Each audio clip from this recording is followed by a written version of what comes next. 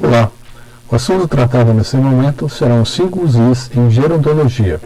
Entretanto, antes de entrar nessa situação que é muito comum dentro da área da atenção ao paciente idoso, recomendo fortemente que você assista o vídeo que fala sobre mortalidade e comorbidade no idoso. O que seriam os 5 Is em gerontologia? Seriam alguns fatores que podem causar uma incapacidade funcional temporária ou permanente em idosos. São tão frequentes que são capítulos facilmente encontrados na literatura específica relacionada ao idoso em todas as áreas de saúde.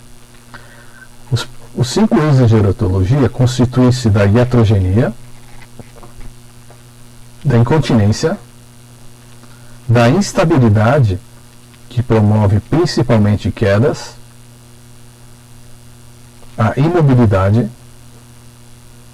e a insuficiência ou declínio das funções cognitivas, encontradas principalmente nos quadros demenciais. Quais as características dos 5 Is da gerontologia?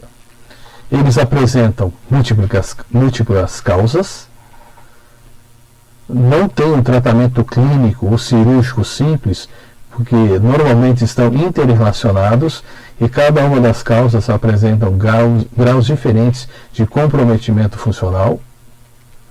No início não colocam a vida da pessoa em perigo, porém elas podem avançar, levando à instalação de incapacidade também temporária ou permanente. Evidentemente, para que evite o seu progresso, ou para que seja identificada o seu aparecimento, é muito importante uma monitoração frequente do idoso ou da idosa, e para isso o quê? Treinamento do material técnico, material humano. A iatrogenia. A iatrogenia, ela é consequência e decorrente da intervenção do profissional da área de saúde ou dos seus auxiliares, seja ela executada de maneira correta ou errada, que seja justificada ou não, mas que resulte em consequências prejudiciais para a saúde do paciente, no aparecimento de alguns sinais e sintomas que, mais uma vez, levam à incapacidade funcional temporária ou permanente através das afecções. Evidentemente que o agravamento desse estado leva a estados conhecidos por nós como mortalidade. Alguns agentes que estão relacionados com a iatrogenia. O principal deles, e o mais conhecido, é a ação dos medicamentos, e nós sabemos que o nosso idoso normalmente ele toma no mínimo 2 medicamentos. Por exemplo, um medicamento para controlar a hipertensão arterial e um medicamento para controlar o seu sono. Todos nós sabemos também que os medicamentos possuem interação dos seus efeitos e também efeitos colaterais muitas vezes nocivos à sua integridade física ou integridade mental.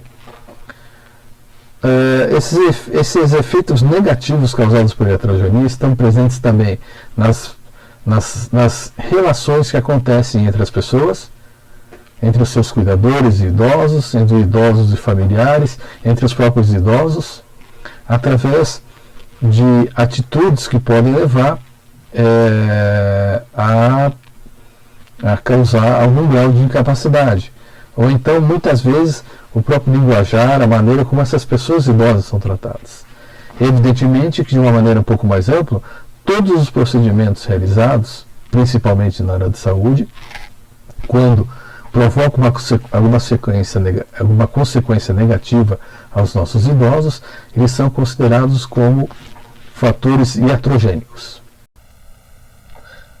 A predisposição da iatrogenia ela é determinada pelo processo fisiológico do envelhecimento, ou seja, o indivíduo vai envelhecendo e no envelhecimento ele apresenta uma menor capacidade de adaptação às mudanças fisiológicas que acontecem no seu corpo e sendo assim uma maior vulnerabilidade, ele fica mais suscetível às agressões e uma dificuldade de voltar a um quadro de homeostase, de equilíbrio corporal. Evidentemente também que a iatrogenia ela não está presente de maneira isolada. Normalmente ela vai estar associada a alguns quadros de afecções, normalmente afecções mais crônicas, mas essas afecções elas devem iniciam em algum momento. Portanto, muito importante no paciente idoso sempre o controle e identificar a característica de um quadro que leve àquela incapacidade do nosso idoso.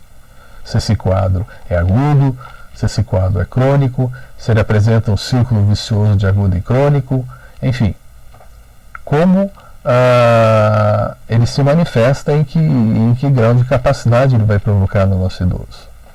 Importante também ter em mente que quanto maior a incidência, número de patologias, ou seja, se o nosso idoso for poliqueixoso ou polipatológico, maior o efeito iatrogênico que medicamentos, tratamentos e relacionamento com pessoas de uma forma negativa vão provocar essas perturbações orgânicas. Sobre os medicamentos, é muito importante que, apesar deles serem extensamente encontrada os seus efeitos colaterais, muitas vezes por uma questão de opção do idoso, ele se automedica. Ou muitas vezes o profissional que prescreve a medicação, ele não se dá conta do efeito de interação de algumas drogas. Sempre que possível, evitar-se ao máximo as medidas não farmacológicas em razão dos seus efeitos colaterais. Normalmente, quando se faz necessária a utilização de uma medicação, iniciar com algumas doses pequenas, controladas, com aumento progressivo. E muito importante que a questão da medicação deve ter o seu uso estritamente durante o tempo necessário, não prolongando-se além do que seja importante para controlar aquela situação naquele momento. Em situações em idosos que apresentam uma perda da sua capacidade de decisão, é importante que exista uma equipe e nessa equipe é presente uma pessoa que seja responsável por administrar o medicamento na dose correta, no momento correto e na frequência correta também. Importante que, para o idoso, o esquema de utilização de medicamento deve ser o mais simples e o mais restrito possível, porque, infelizmente, a realidade do nosso paciente idoso é ele tomar 3, 4, 5, 6 drogas e essas drogas interferem com todo o seu funcionamento orgânico, alterações psicológicas e comportamentais importantes. Dois exemplos que podemos dar a vocês seriam que o rim é um órgão muito importante porque acontece durante toda a vida a passagem de elementos que são retirados e utilizados no metabolismo orgânico.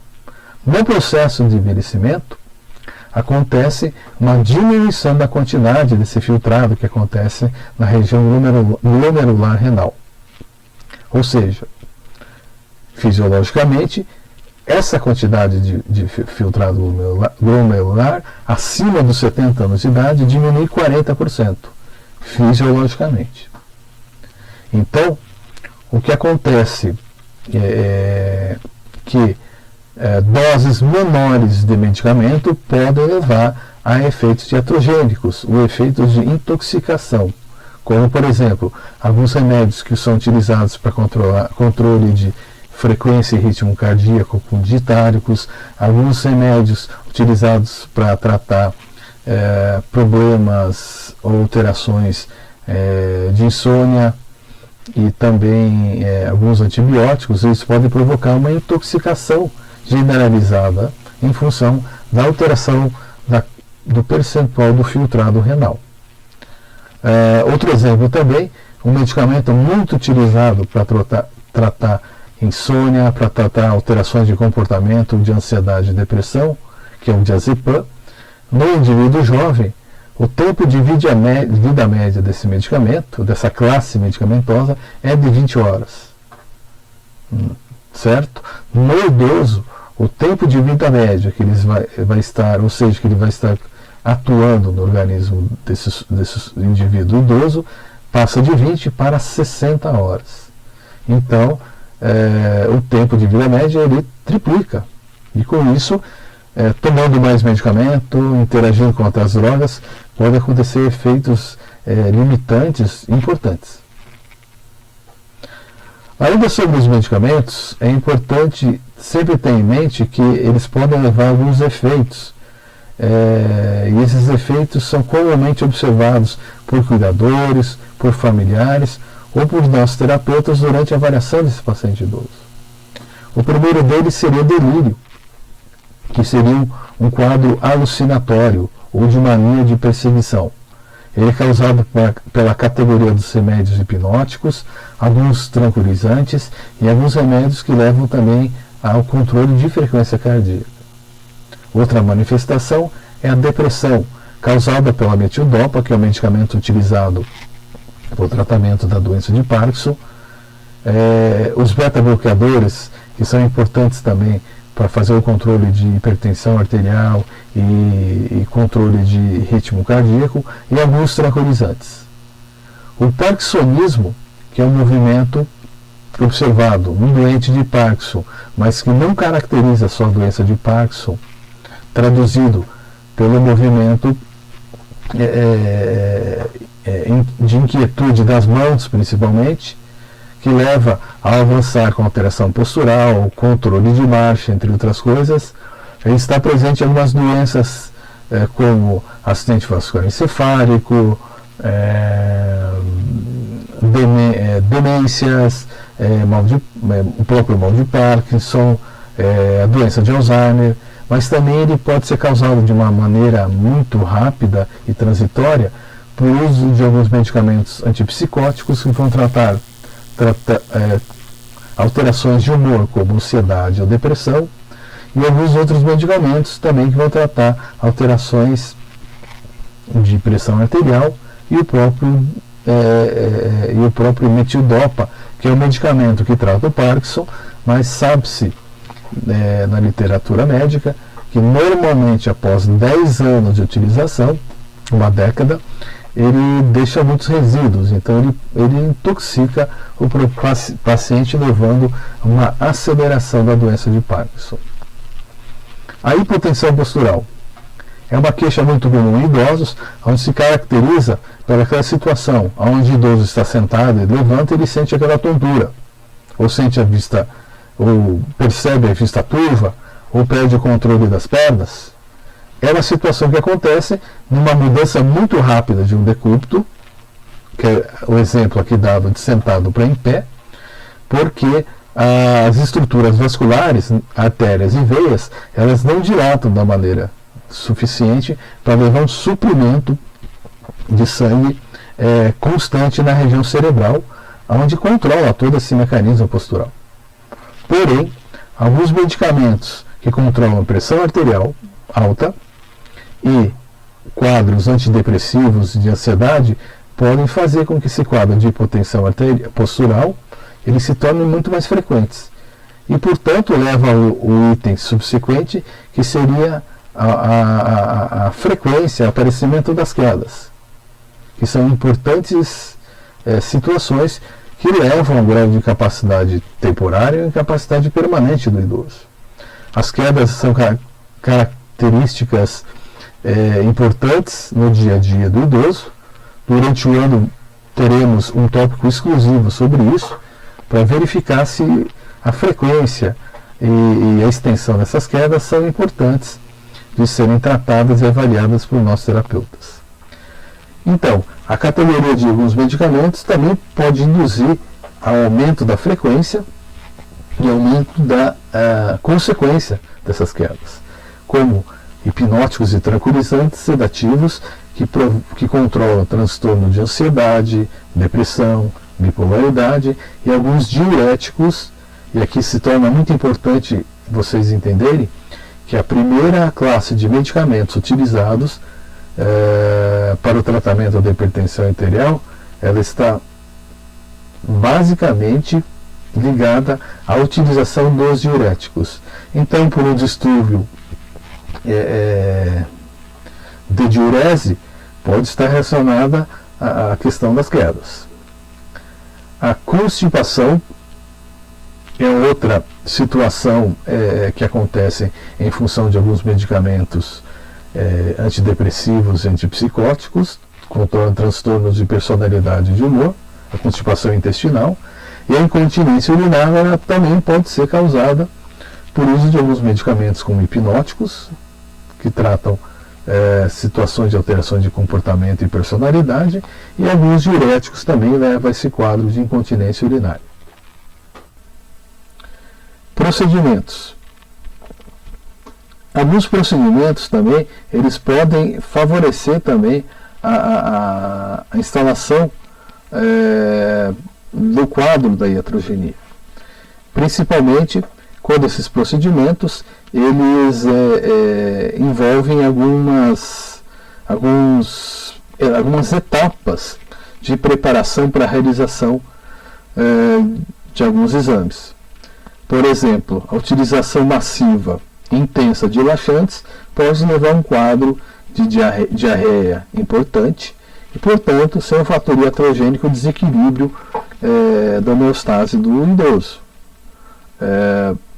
Sabe-se que quando se realiza ultrassom genital, principalmente feminino, uma ingesta muito rápida de líquidos pode descompensar a frequência cardíaca, e se o indivíduo portar, por exemplo, insuficiência cardíaca congestiva, ela pode descompensar, levando a quadro de arritmia, tontura, as quedas, enfim, o que nós vimos no slide anterior. Alguns sedativos, e aqui a importância em procedimentos de exame diagnóstico ou de algumas cirurgias, eles provocam uma depressão respiratória aguda. O mais importante, com um procedimento de rotina, sempre avaliar a função renal e o volume que é excretado pelo rim. Imobilidade. Imobilidade é a incapacidade de se deslocar sem o auxílio de uma outra pessoa, com a finalidade de atender às necessidades da sua vida diária. Pode o paciente estar restrito a uma poltrona ou a um leito. Fatores predisponentes.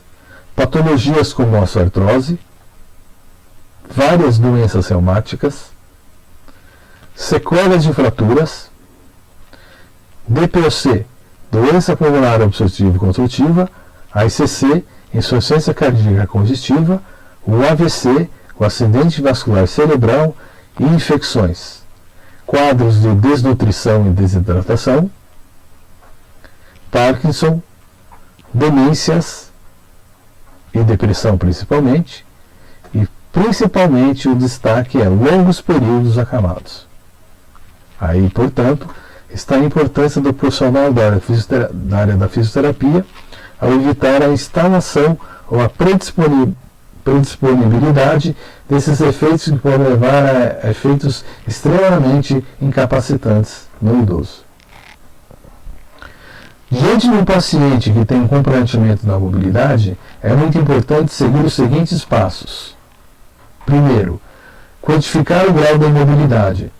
Para tanto, possuímos várias escalas que verificam as AVDs, as atividades de vida diária, e as AIVDs, que é atividades instrumentais da vida diária. As mais utilizadas pela literatura são as escalas de Katz e Lawton, que veremos durante o nosso ano. Importante também um bom exame clínico realizado e a indicação de exames complementares que sejam úteis e que tenham relação com as causas levantadas no exame clínico. Por exemplo, no quadro de anemia, a prescrição de hemograma para verificar alguns componentes de ferro, principalmente no sangue. Numa doença reumática, verificar a dose de proteína C reativa, e ao raio-x identificar se existem sinais de erosão, fragilidade muscular, alteração do contorno ósseo, dentre outras. E assim por diante. As consequências da imobilidade, como consequências da imobilidade, teremos a instalação de um quadro de confusão mental, quadro depressivo, quadro de hipotensão arterial e constipação intestinal, incontinência e infecção urinária de repetição, quadros de trombose venosa e embolia pulmonar maior em 20% como causa das mortes em indivíduos acamados. Portanto, indivíduo acamado, principalmente idoso, deve executar algumas técnicas onde se favoreça o retorno do sangue venoso, principalmente em membros inferiores, porque acabou de ver que a trombose venosa e a embolia é responsável, quando instaladas, pelo aumento em 20% no caso da morte desses idosos.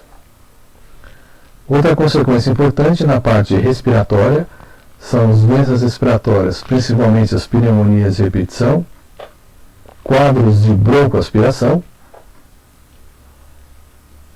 quadros de úlcera de pressão, que evoluem para as escaras, que são aquelas regiões, principalmente em proeminências ósseas, como região occipital, região de cotovelos, região escapular, região lombar, região sacral, região de tornozelos, próximo ao tendão de Aquiles, ou seja, aonde essa pessoa idosa fica muito tempo em determinada posição, sentada ou no leito, onde naturalmente existe pouco tecido protetor como gordura e pele, e nessa região se formam umas feridas causadas por necrose tecidual.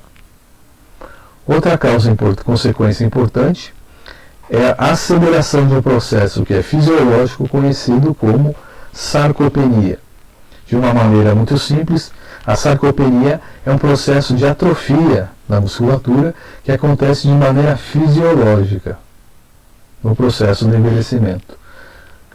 Portanto, é muito importante a prescrição e a regularidade de exercícios, quer sejam aeróbicos, quer sejam anaeróbicos.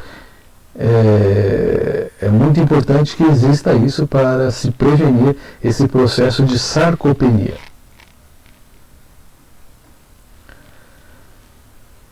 Como já foi dito também, para evitar a trombose profunda e a sarcopenia, é muito importante o quê?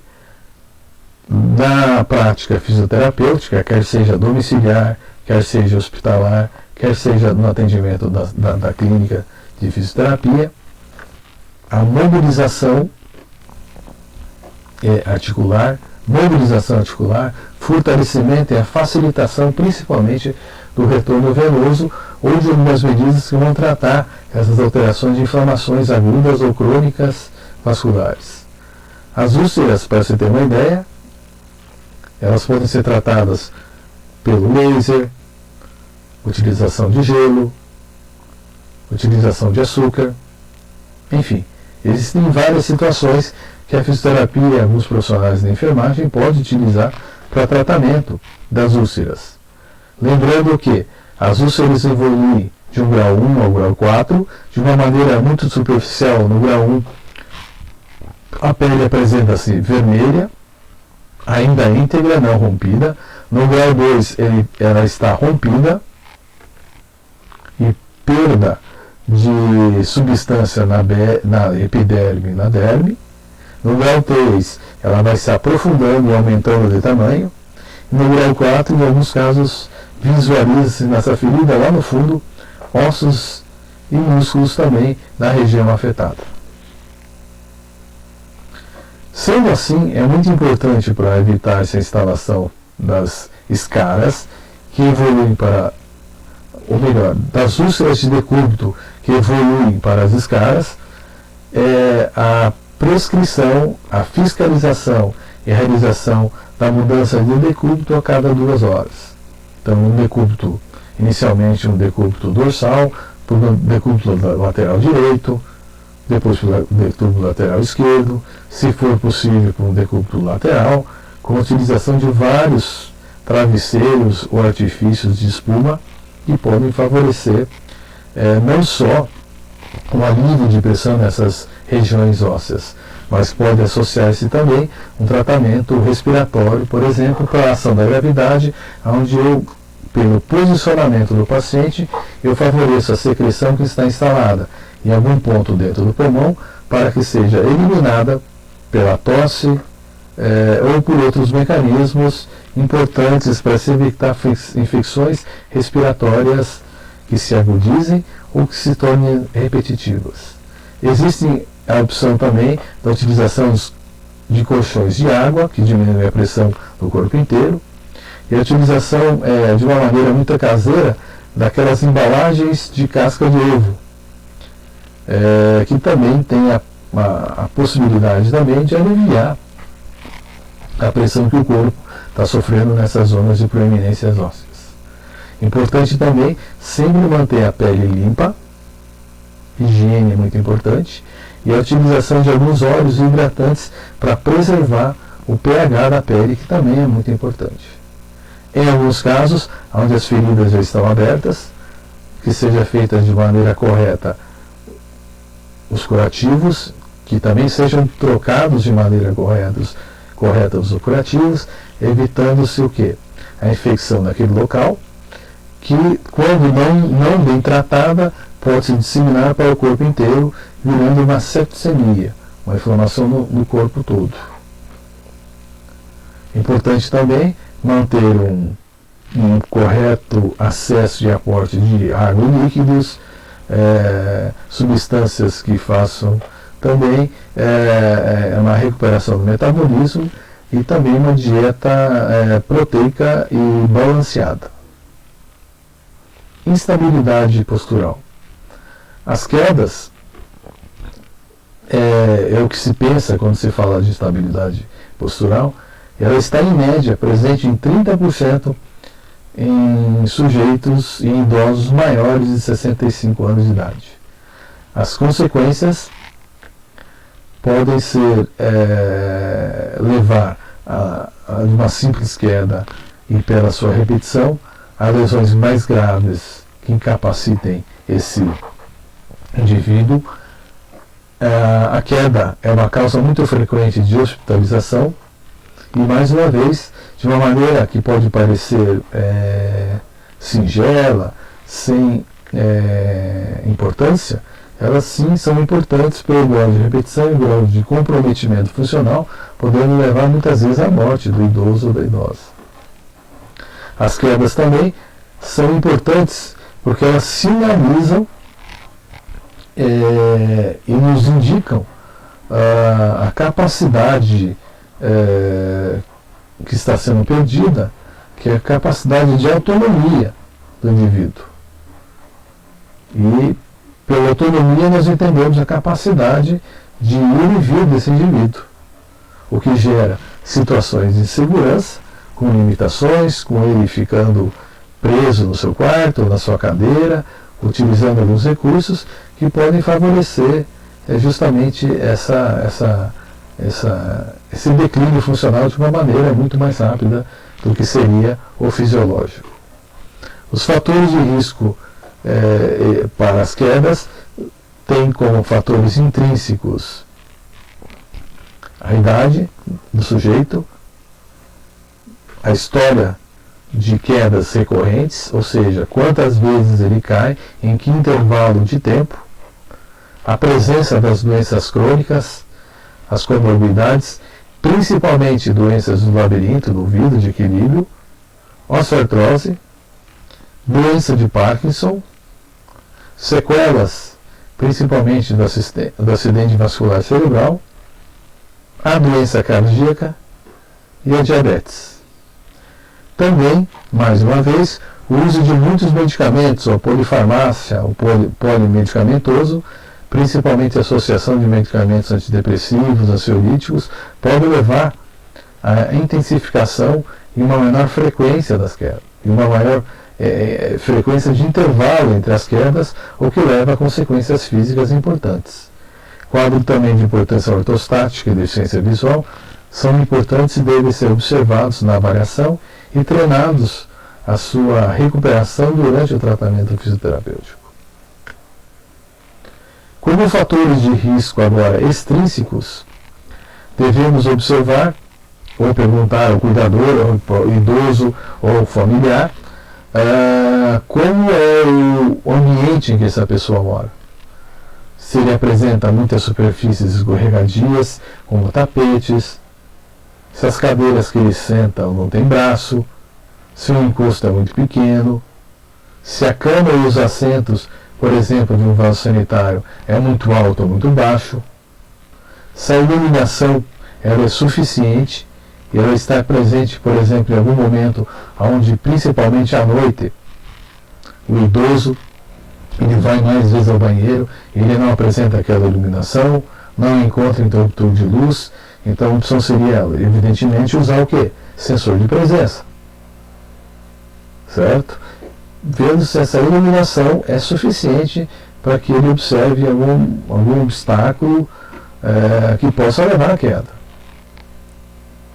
Verificar também se ele faz uso de barras de apoio, principalmente no banheiro, pelo azulejo que pode ser escorregadio, ao lado do vaso sanitário que facilita a ação de levantar e sentar no próprio vaso sanitário, o tipo de calçado e principalmente o seu solado ser escorregadio ou se ele adere bem às superfícies, e se ele usa uma bengala, uma órtese de maneira adequada ou não. Quer seja, ele faça o apoio dessa bengala de uma maneira correta no chão, quer ele use no membro que está lesionado ou não, e que ela esteja regulada também para que a sua postura não fique muito mais fletida, que leva a situações de cabeça baixa e perda de equilíbrio e consequentemente quedas. Para a estabilidade postural, é importante ter em mente, depois veremos com mais detalhes, principalmente a realização de 2 testes. O primeiro teste Get Up and Go, onde o idoso está sentado, ele caminha uma certa distância, contorna o objeto, volta à posição sentado e à medida quantos segundos ele demorou para fazer esse teste. Também é conhecido como o teste de TINET. E outro teste importante é o Reach Test ou Funcional Reach, onde se observa a questão do controle postural e da estabilidade no idoso. Incontinência urinária. Incontinência urinária ela pode ser definida como uma perda involuntária de urina em quantidade suficiente para representar um problema social, de higiene ou médico. É um fator importante também presente no idoso ou na idosa institucionalizada, que mora em instituições de longa permanência ou os famosos asilos ou casas de repouso. Vocês imaginem um problema social de relacionamento causado pela situação de cheiro, de má aparência, causada no idoso que não controla, que também não quer usar uma fralda geriátrica, por exemplo. Evidentemente, é que as situações de higiene podem levar a quadros de infecções de repetição e contato da urina com algumas alterações de pele. E a prevalência em idosos institucionalizados, na medida em que ele não tem nenhuma atividade na instituição, uma atividade do educador físico, do fisioterapeuta, de contato social, onde ele fica mais apático sem muita participação na instituição, acontece normalmente o aparecimento da incontinência urinária. A prevalência em idosos saudáveis na comunidade é até 30% nos idosos. Então ela está presente em idosos. Em 50% dos idosos que apresentam quadro de demência, com quadros demenciais, ela está presente também na metade desses idosos, também que estão institucionalizados. E um dado muito importante é que 40% de idosos que têm incontinência urinária não contam ao médico e não procuram tratamento para tal, quer seja fisioterapêutico, medicamentoso, enfim, não procuram tratamento para essa situação. As consequências da incontinência urinária. As consequências econômicas, ela tem origem na utilização de vários tipos de medicamentos que podem levar ao aparecimento temporário e depois permanente desses idosos. Consequências econômicas importantes também é não ter dinheiro, né, não ter condições de comprar as próprias fraldas geriátricas para isso. Consequências físicas. A incontinência urinária leva à irritação da pele, a infecções urinárias e ao aparecimento das úlceras que nós vimos nessa aula introdutória de hoje. Sendo assim, importantes causas psicossociais são observados em indivíduos que apresentam incontinência urinária, como isolamento das outras pessoas, instalação ou piora de quadros depressivos, sentimento de vergonha, diminuição da autoestima, problemas conjugais, porque dificulta também, muitas vezes, o relacionamento sexual entre o casal idoso, fonte de problemas familiares, dentre muitos outros. Então, que mudanças fisiológicas favorecem a incontinência urinária no idoso? A primeira delas é que o resíduo pós-miccional ele aumenta no idoso em relação ao jovem. Então, esse resíduo de 25 ele passa para 100 ml. Ele quintuplica fisiologicamente no envelhecimento. Também uma coisa que acontece que a sensação de bexiga cheia, no jovem que é de 400 ml, no idoso é superior a 600 ml, uma dilatação maior de bexiga.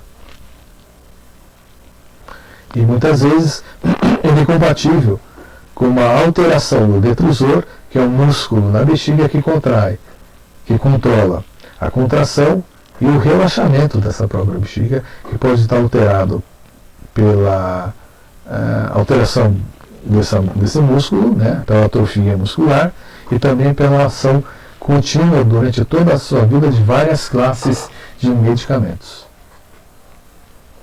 A incontinência urinária, ela pode ser transitória, ela pode ser causada também por transtornos urinários, como infecções, transtornos conhecidos como delírio, que são esses quadros de alucinação, esquizofrenia, quadros de infecções na uretra, uso de medicamentos, alteração glicêmicas, como a hiperglicemia, que é encontrada na diabetes mellitus, a mobilidade de uma maneira geral um pouco mais restrita, e uma alteração também de fezes que se tornam mais compactas e presentes na região do final do reto, onde favorece também a instalação de alguns tumores, junto com a própria incontinência urinária. A incontinência urinária ela é classificada como estabelecida quando existe uma instabilidade do músculo detrusor que controla a contração e o relaxamento da própria bexiga. Ela pode ser subclassificada ainda como de esforço e por transbordamento. De esforço, quando a fraqueza da musculatura, de toda a musculatura pélvica, não só do detrusor, ela causa uma incapacidade de retenção da urina e situações de aumento da pressão intraabdominal. É muito comum observar e pode ser testada e tratada por nossos terapeutas a flacidez esfincteriana. Por transbordamento, a bexiga está permanentemente cheia por obstrução. Uma situação que acontece também, que influencia as alterações de urina, é a hiperplasia prostática nos homens, que aumenta o tamanho da próstata, benigna ou maligna. e a estenose, que é a diminuição da uretra também. A incontinência funcional, ela é quando o idoso ou idosa não consegue chegar ao banheiro ou não sabe onde está o banheiro e ele não consegue controlar o esforço miccional, não consegue controlar a vontade e o reflexo de urinar naquele momento e naquele local. Importante ainda na incontinência urinária que a avaliação diagnóstica do paciente ele seja feito de uma maneira muito criteriosa, de uma maneira muito tranquila, para que não passe a sensação de vergonha, de incapacidade, de limitação ao paciente e estabeleça uma relação muito importante entre o terapeuta, entre o fisioterapeuta e o paciente que está sendo avaliado com esse quadro de incontinência urinária. Portanto, na história que vai ser avaliada na avaliação, devemos pesquisar algumas características da própria incontinência, qual a sua frequência, qual o horário de maior incidência, a quantidade de urina que é excretada ou não, se acontece essa excreção uma sensação de urgência ou é crônica, se apresenta alguns sintomas ao urinar, como dor ao momento da urina, a presença de sangue, dentre outros mais. Qual e a categoria de medicamentos que são utilizados e qual o impacto que essa situação de incontinência causa na vida desse sujeito idoso ou dessa idosa. O exame físico serão avaliados as estruturas abdominais, retais e genitais e o grau de mobilidade e da capacidade cognitiva que esse idoso ou idosa apresenta.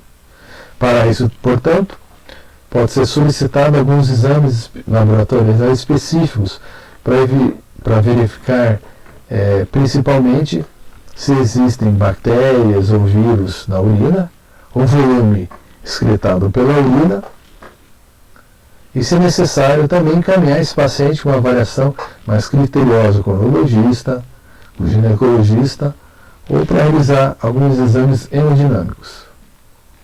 O tratamento de incontinência urinária ele é importante porque ele avalia e trata as causas reversíveis.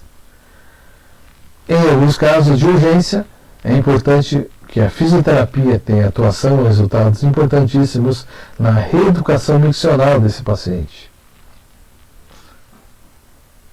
É importante também que a fisioterapia vá melhorar o acesso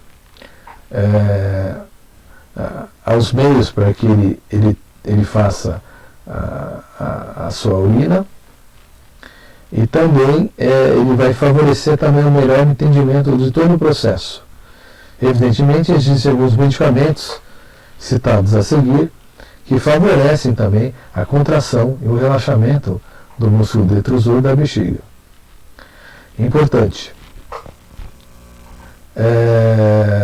No tratamento, observar se essa perda de quantidade miccional de urina ela acontece a pequenos ou grandes esforços. Verificar principalmente na mulher se existe algum distúrbio hormonal causado por alteração do estrógeno, que pode ser corrigida com a utilização do medicamento sintético. Importante também, dentro da área da fisioterapia, uma reabilitação de toda a região pélvica, a utilização de algumas drogas como ipramina e a solução final seria a solução cirúrgica, onde acontece uma correção de alguma obstrução de algum canal, de algum cateterismo que seja importante, da regularização do fluxo. Insuficiência das funções cognitivas. Importante nesse sentido identificar e quantificar o declínio cognitivo que o sujeito sofre durante o próprio processo de envelhecimento. Todos nós sofremos um certo declínio cognitivo. Importante saber se ele está dentro de alguma coisa considerada dentro da média aceitável ou se ele progride de uma maneira muito acentuada em algumas áreas.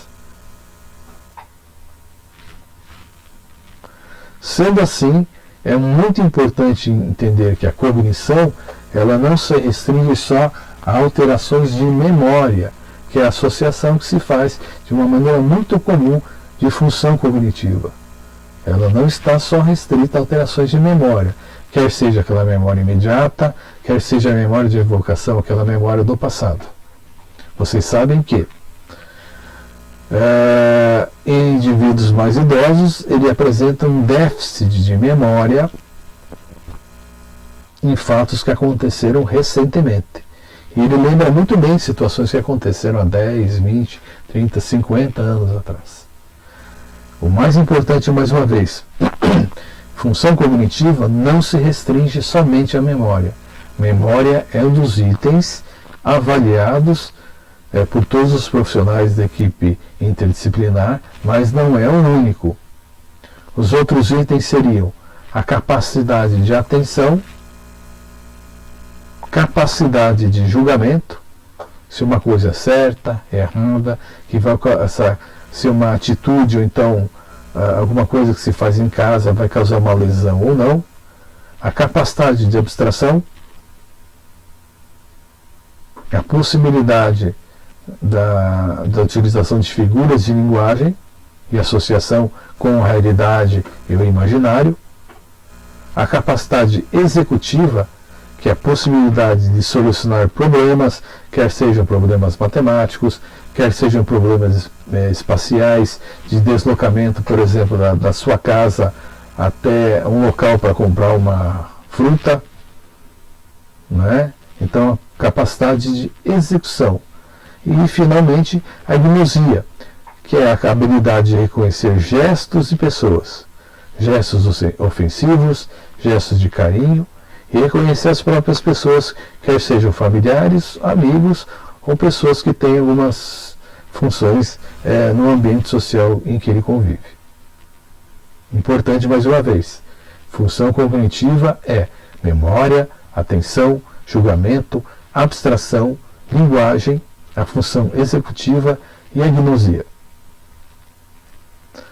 Aqui nós falamos para vocês sobre algumas situações que são importantes para a alteração dessas próprias funções cognitivas. Então, o delírio, que são aquelas alterações de comportamento, como quadros de alucinação, exacerbação de emoções, da ansiedade e da depressão. O que acontece é o aparecimento de uma forma muito repentina. Ela é muito flutuante, ela não vai ter um certo nível, e ela vai estar relacionada a alterações de níveis de consciência e atenção. Ela pode estar relacionada com alguma doença metabólica, como a diabetes, doenças renais, doenças hepáticas, quadros infecciosos agudos principalmente, onde nós temos notícia que um quadro de uma febre muito alta, uma infecção muito repentina e um quadro importante infeccioso, ele pode tirar aquele paciente idoso do seu juízo, vamos assim dizer, né? Doenças da tireoide também podem causar alterações de delírio, carência de vitaminas, traumatismo do cano encefálico, encefalites, meningites e o efeito colateral de algumas drogas. Já a depressão ela é caracterizada por alteração do humor, que nós veremos durante nossas outras aulas com maiores detalhes. Também ela pode ser causa como uma perda de interesse e prazer por no mínimo 2 semanas consecutivas associadas ao aparecimento de algum desses 4 itens. Então, além da alteração de interesse, ganho ou perda de peso, alteração do sono, agitação ou retardo psicomotor, fadiga, perda de energia para realizar as coisas do seu dia a dia, do seu trabalho, um sentimento de desvalorização ou culpa, a dificuldade de concentração e uma ideia persistência de morte. O importante também é pesquisar no momento da avaliação e nos quadros de depressão, onde existem vários questionários validados, se existe sempre um histórico familiar do quadro depressivo. O parênteses fica na situação também da perda de memória. Então, perda de memória, quer sejam aqueles brancos, ou seja, a perda de memória por mais tempo, pode ser uma característica de intensificação do quadro depressivo. As demências. Já a demência é um quadro um pouco mais complexo, porque envolve alterações de memória.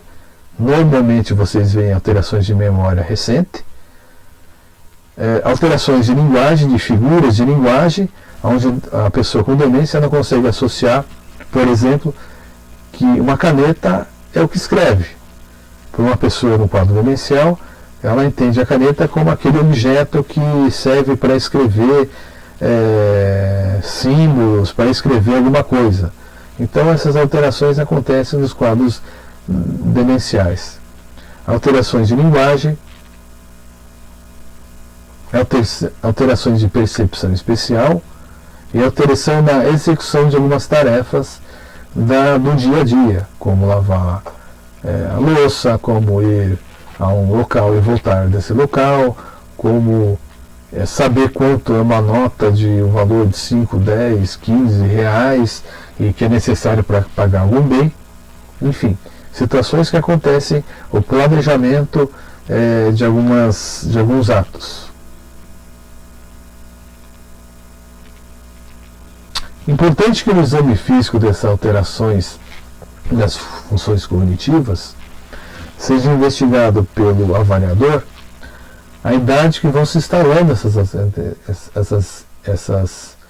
insuficiências, como elas se instalaram, qual o progresso dessas instalações e qual também se existe um histórico familiar, quer seja de primeiro ou segundo grau, das alterações anteriormente citadas. Importante também que algumas alterações de comorbidades, principalmente doenças cardiovasculares, doenças neurológicas como o acidente vascular cerebral e quadros de depressão, eles favorecem um declínio maior das funções cognitivas. Importante também sempre saber a categoria e quanto tempo alguns medicamentos são utilizados de uma maneira crônica e se nos últimos dias, meses, aconteceu a mudança de algum medicamento. Se o nosso avaliado ele faz o uso frequente de álcool ou drogas, e se ele apresenta algum quadro agudo, por exemplo, de alguma patologia, como por exemplo um quadro de agudo de uma doença respiratória, uma pneumonia de repetição. Nesses tempos de Covid, é muito importante saber que o Covid afeta a função pulmonar, o Covid afeta a função vascular, causando embolia circulatória pulmonar e cardíaca, afeta. Mas principalmente ele afeta também algumas questões como de memória recente, alterações de relacionamento com pessoas e não reconhecimento de algumas pessoas, fadiga muscular crônica, enfim, um quadro agudo que se instala a partir de uma outra patologia. Para tanto, no exame clínico, são usados alguns artifícios que nós veremos mais tarde, que seria o mini exame do estado mental e o teste do relógio, que são testes onde idoso ou idosa, ele desenha o relógio, ele marca as horas daquele relógio, situa qual é o dia da semana que está sendo avaliado, dentre outras situações avaliadas pelo teste. É importante também que se faça a dosagem de algumas substâncias, como sódio, potássio, as proteínas C reativas, cálcio, TSH, vitamina B12, enfim, que se realize a dosagem dessas substâncias e que se verifique se ele não tem um quadro imunodepressivo que é característico do HIV, por exemplo, e que se faça uso de algum medicamento, de algum método de diagnóstico, como a ressonância magnética, o próprio exame laboratorial de sangue, dentre outros exames mais.